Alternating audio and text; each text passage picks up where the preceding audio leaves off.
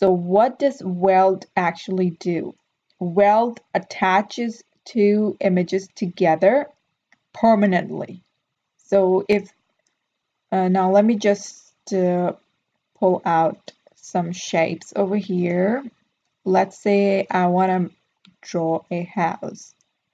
So let's say I want to create a house. I'm gonna add a square and a triangle. So right now, as you can see, let me change the colors. So we have two different colors. We have the triangle in purple and the square in gray.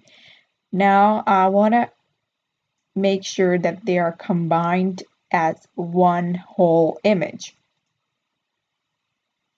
So I'm going to select both of them and I'm going to click on Weld.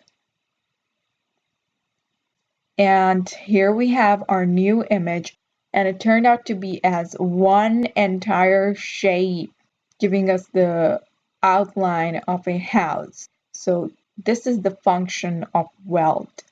And one thing to note here is you cannot unweld anything. This also goes for the slice option. You cannot unslice something. Now, one more thing where you can use the weld option is when you're working with cursive fonts.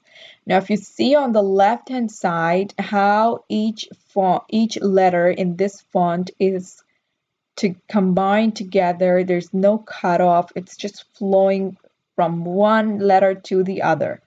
Whereas on this side, you can see that there is a slight gap, slight cutoff over here. These letters are not linked together.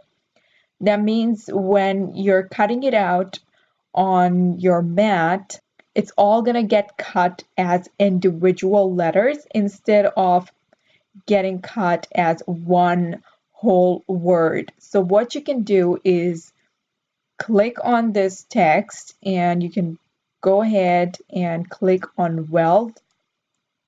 And as you can see now that each of the letters are connected to one another, just like we have over here on the left hand side. So now this whole thing is going to get cut together.